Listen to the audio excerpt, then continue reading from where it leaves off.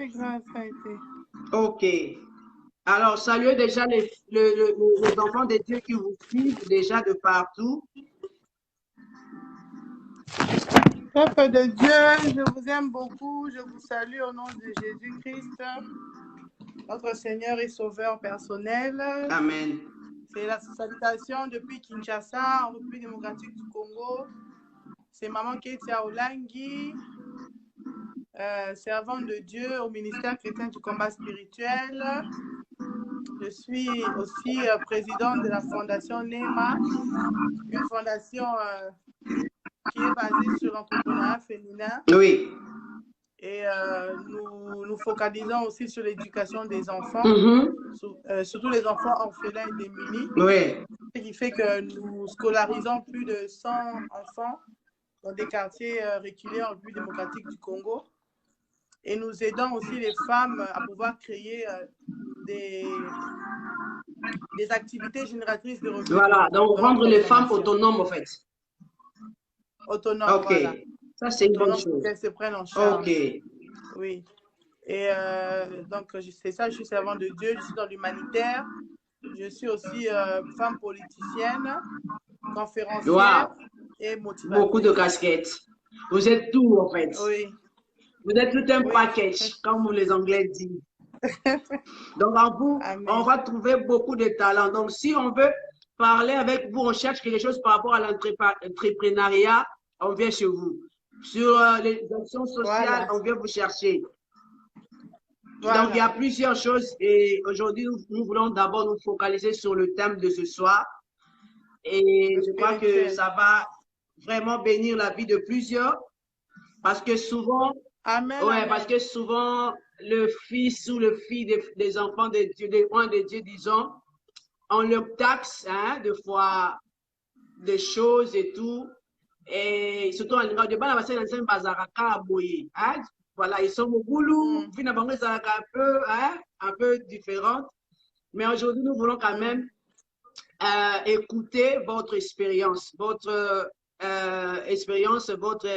ce que vous avez vécu, votre histoire et ce que vous êtes devenu aujourd'hui, entre guillemets, sous l'onction de nos chers parents qui nous ont beaucoup impacté sur le combat spirituel.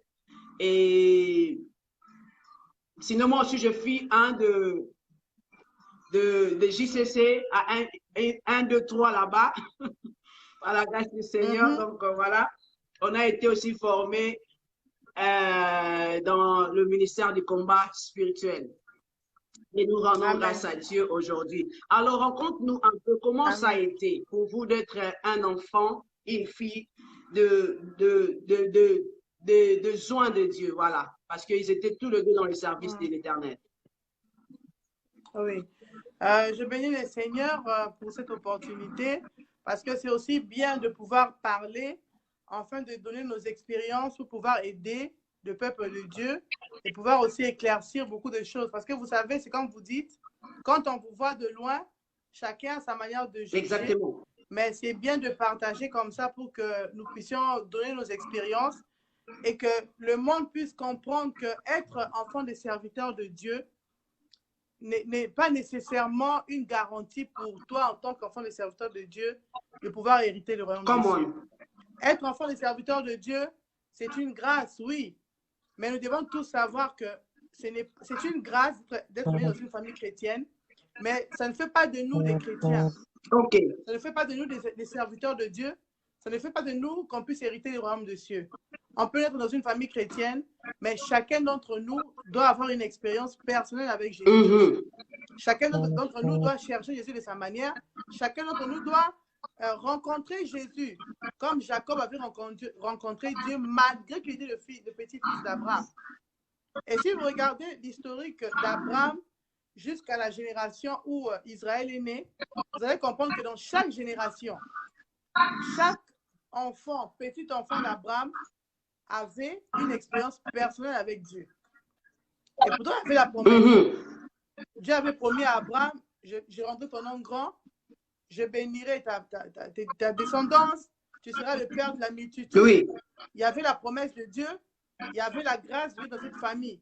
Mais cela n'a pas empêché que d'Isaac, Jacob, jusqu'aux 12 tribus, jusqu'aux rois qui sont venus naître après, chacun avait son expérience personnelle. Exactement.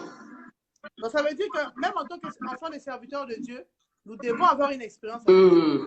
Parce que cela ne fait pas de nous des serviteurs de Dieu, cela ne fait pas de nous d'être sauvés, mais c'est une grâce de trouver des parents qui craignent Dieu, qui t'enseignent la parole de Dieu. Mais toi, en tant qu'humain, tu dois avoir une expérience. Alors, mon expérience avec Dieu, c'est comme je dis, au début, on ne se rendait pas vraiment compte de cette grâce-là. Parce que, pour ceux qui connaissent le témoignage de maman Olangui, je veux aussi, pour ceux qui viennent de rejoindre la plateforme, je viens préciser que je m'appelle Ketia Olangui, je suis la 5e enfant du couple papa et maman Olangui. Voilà. Maman Olangui a eu 7 enfants, 2 garçons, 5 filles, et je suis la 5e enfant de la famille Olangui. Alors, les parents n'ont pas cherché Dieu parce qu'il y avait un problème, je ne sais pas, un problème financier ou bien il y avait un problème de pauvreté ou bien de chômage. Non. Les papas étaient en Europe, il était étudié en Europe et il est revenu en Afrique avec maman. Donc, maman l'avait suivi en Europe. Ils ont mis au monde les 3 aînés là-bas. Et après, quand il a fini ses études là-bas en Belgique, ils sont revenus à Kinshasa. Il a eu du boulot à Lubumbashi, à la Gécamine. Et papa directement a été engagé comme cadre à la Gécamine, à Lubumbashi. Et c'est là où moi je suis née. Alors vous comprenez que je suis née dans une famille normale où le père, papa Olangui, était cadre à la Gécamine et maman était une modéliste couturière. Alors en ce temps à Lubumbashi, elle organisait même des défilés de mode où il y avait des grandes dames, des femmes de gouverneurs, femmes de ministres qui venaient confectionner les habits chez elle à la maison. Je suis dans un environnement comme ça. Apparemment, il n'y a pas de problème. Apparemment, vous avez à manger. Apparemment, votre papa travaille. Apparemment, vous êtes dans les bonnes écoles. Mais qu'est-ce qui a poussé maman Olangui à chercher? Il y a des problèmes dans son foyer. Marie qui avait de l'argent, Marie qu'on vivait bien, mais elle et son mari avaient des problèmes. Ils ne s'entendaient pas. Et le divorce menaçait son foyer. Et c'est ce problème de divorce qui l'a poussé à chercher Dieu. Et ils ont reçu Jésus-Christ à l'église Nzambe Malamu. Pour ceux qui ne connaissent pas, les parents ont reçu Jésus-Christ à l'église Nzambe Malamu. Et quand ils ont reçu Jésus-Christ dans leur démarche avec Dieu, ils se sont des diacres dans cette église-là. Et malgré qu'ils servaient Dieu à l'église, malgré que maman a parti dans les montagnes chercher Dieu, elle avait remarqué que dans son foyer, ça n'allait pas. Donc, devant les gens, ils étaient là à l'église, faire semblant, mais dans leur couple, il y avait le divorce. Et non seulement le divorce, mais aussi les condamnations et les liens qui les réclamaient. Alors, c'est comme ça qu'elle a commencé à chercher Dieu. Et en cherchant Dieu, c'est comme ça que Dieu maintenant l'a ouvert les yeux pour lui dire que non, c'est Jésus-Christ. C'est vrai que vous partez à l'église. C'est vrai que ton mari a fait des bonnes études, vous avez une vie moyenne, une bonne vie moyenne, mais spirituel que beaucoup de chrétiens ne se rendent pas compte. Et c'est comme ça que Dieu l'a révélé pour lui dire que non, tu as un problème dans ta famille, regarde ta famille. Du côté de ton père, du côté de ta mère, vous avez un lien, le lien de divorce. Pas tes tantes, tout le monde sont divorcés. Regarde, Dieu a comme ça l'a montré maintenant de sa famille. Et comme ça,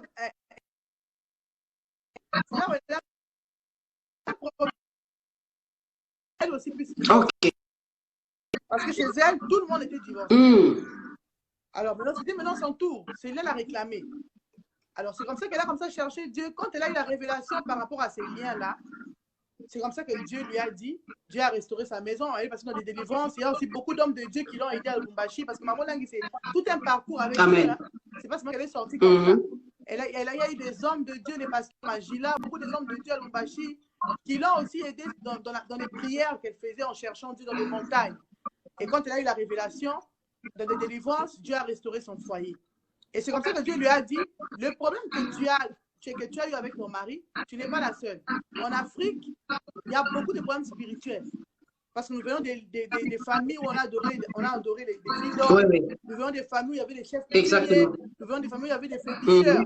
Alors, ces gens-là ont fait des sacrifices. Ces gens-là ont tissé des liens avec les esprits des eaux. Ces gens-là ont prononcé des paroles de malédiction qui retombe sur les générations qui viennent. Alors, nous qui venons, nous nous retrouvons dans des familles où nous n'avons rien demandé, mais il y a des choses qui nous arrivent en tant qu'innocents. Et si tu ne connais pas la vérité et les réalités spirituelles de ce qui se passe dans ta famille, tu vas vivre des situations dans ta vie, tu vas condamner les gens, tu vas condamner ton frère. Ce n'est pas de sa faute. La faute, c'est de là où toi tu viens, tes liens, tes origines, ta famille vient d'où? Qu'est-ce qui a été fait dans ta famille? Et c'est comme ça que Dieu lui a donné maintenant les révélations sur le combat spirituel. Dieu lui a donné des enseignements que Dieu lui a dit, tu ne vas pas rester seul avec ce grand héritage que je t'ai révélé. Tu vas maintenant prêcher aux femmes, prêcher du combat spirituel, vie spirituelle. Et c'est comme ça qu'avec 23 mamans, que le ministère CIFMC est né. Ça a commencé avec 23 mamans. Maman comme ça prêchait à ces femmes-là parce que Dieu lui avait dit, ne prêche pas ces messages de l'église. Ça mettrait une confusion. Parce que le pasteur, là où tu prêches, il y a une vision. Là. Tu seras obligé de quitter, de créer une plateforme où tu parleras sur le combat spirituel. Le combat spirituel. Alors, le combat spirituel est né. En tout cas, apparemment pour nous les enfants, particulièrement petites, mais en grandissant, on a maintenant senti un changement dans notre vie familiale. Okay. C'est-à-dire, maman vient avec un message sur les liens de famille, sur la sorcellerie, alors sur la pauvreté, les condamnations. Mais non, nous, en tant qu'enfants de cadre, parce qu'en ce temps-là, papa était cadre à la Camille. Et quand on a quitté le Lubumbashi, papa, il a eu du travail à la SNEL. Donc, on a quitté le Lubumbashi, on est venu à la SNEL. Vous savez, en ce temps-là, un cadre, il y avait un bon salaire, on était bien avec une voiture, on avait même acheté une maison à la cité Mamoukou, la maison des cadres de la SNEL. Alors, du coup, il y a un message qui vient des liens, de la sorcellerie, même la façon de prier à la maison avait changé. C'était même les prières de combat. Alors, ça nous avait un peu troublé. Ça nous avait un peu troublé. On se disait que les messages du combat, les messages de la sorcellerie, c'est pour les pauvres. La sorcellerie n'atteint pas les riches. La sorcellerie, c'est dans des quartiers reculés. Alors, ça nous avait un peu troublé. Et comme maman devait évangéliser, alors, l'enfant, elle a commencé avec son message. Il y a un peu comme une petite guerre à la maison entre nous, les enfants et maman. On a pu dans cet environnement-là qu'on a grandi, en fait, que j'ai grandi. On venait à l'église, on venait au ministère, mais on ne comprenait rien, en fait. On venait, il y a les liens, on vous parle de la sorcellerie, il y a les liens de famille. On venait parce qu'il fallait partir, parce qu'on était enfant de pasteur. Mais rencontrer Jésus moi-même, personnellement, je n'avais pas encore fait une expérience avec Dieu. Ce qui fait qu'on venait à l'église parce qu'il fallait venir, mais l'expérience avec Dieu.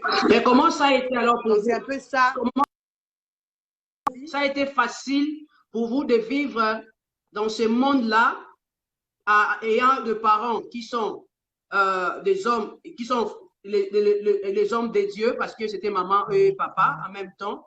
Comment ça a été pour vous en tant qu'adolescente, en tant que puberté, comment ça a été votre vie? C'était facile? Vous avez eu des difficultés? Quelles sont les difficultés que vous avez eu à rencontrer? Quelles sont les choses que vous avez eu à vivre? Qu'est-ce qui était bon pour vous et qu'est-ce qui était mauvais pour vous à cette époque-là? C'est comme j'ai dit, on devait venir à l'église parce que vous êtes les enfants de pasteur. Alors, comme une obligation. Oui, c'était comme une obligation, mais on ne comprenait pas pourquoi il fallait prier. On ne comprenait pas pourquoi il fallait chercher Dieu de cette manière-là. Okay. Alors, c'est ce qui fait que, vous savez, ce mouvement du combat spirituel, quand ça a commencé, ça a mené un vent où on commençait à insulter Maman Olangi. On disait, il y a une femme qui est sortie au VV, une femme est sortie au parc, c'est une sorcière. Alors, ce qui fait qu'à l'école, quand on partait à l'école, il y avait cette moquerie. Vous êtes les enfants de Maman Olangi, qui est venu avec un message du combat spirituel où on parle que de la sorcellerie. Il y avait les gens qui se moquaient de vous. Il y avait les professeurs qui se moquaient de vous. Je dis, Olangi, toi tu déranges ta mère chasse les démons, il faut qu'elle chasse les démons. Voilà, exactement, c'est ça. C'est souvent ça le mot, voilà, qu'on dit aux enfants de besoin de Dieu. Si tu n'as pas une très bonne vie, ce sont les démons de tes parents, de ta mère qui viennent sur toi. Donc, voilà. Voilà. Alors, c'est comme si on vous vole une partie de votre innocence. C'est comme si on vous vole une partie de votre vie de famille. Oui. C'est comme si vous devez vivre dans un monde à part. Mais entre-temps, vous partez à l'école,